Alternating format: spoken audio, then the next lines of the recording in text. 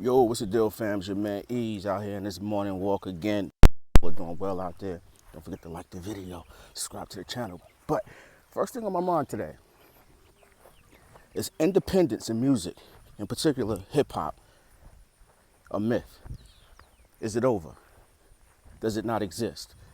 The reason I ask this question, typically a lot of artists who are independent have had label deals.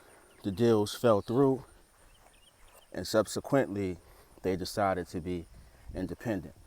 Now, the definition of independence in music is what? I don't have the answer. I'm asking you. Let me know in the comment section. But I'm a bit confused and perplexed by it because independence would mean you step away from a machine, right? So we're in the streaming era. You need the DSP, Spotify, Apple Music, whomever, to allow you to house your music on their site, right? Most people do. They have websites too, but for the most part, most people put their music on those sites.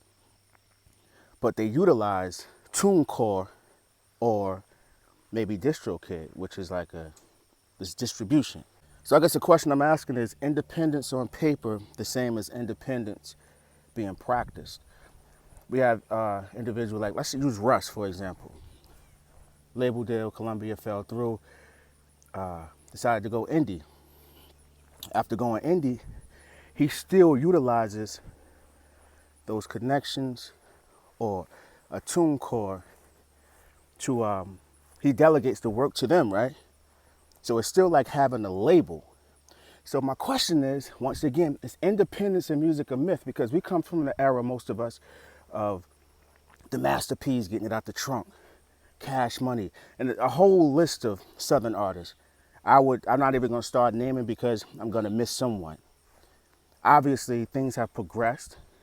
No one's selling CDs, but when you see someone like a Chance the Rapper come through and he's independent, quote unquote, but then you see commercials and ads with him for Apple Music, it kind of makes you wonder, like, is independence just a word that was used as another marketing ploy? Because is any artist really independent? We know that Nas, has mass appeal. I don't know if he has a distribution deal, so that makes sense. But we can't even use an artist like that because he's who he is. He's kind of like superseded music as we know it. So he has that core fan base. Because depending upon who you ask, being indie is more about branding. Because if you have a private investor, let's say you link with someone who got a bag, right? And they want to invest in you. And they have connections. They may not be UMG. They may not be any big parent company. But the partnership and their connections allows you to continue to strive. So does that still mean that you're independent? Because although you're not directly connected to a huge parent company, that individual, the middleman, is, and they're aiding in your career. So let's get back to the question again. Is independence in music a myth?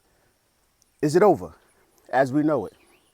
Has digital products, streaming services, muddied the waters or blurred the lines so much to where it's virtually impossible because the two worlds can't exist without each other anymore? Because if we're speaking frank, independent artists would pay for their studio time, mixing, mastering, and marketing. Now, marketing is just as simple as what? I don't know, an IG post.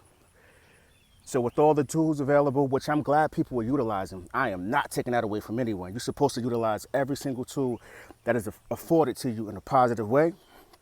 But I'm just a little bit, I'm questioning when people say that they're independent and ultimately they have connections to huge corporations through middlemen. Now, that's wisdom. You should, once again, utilize or put into play all avenues.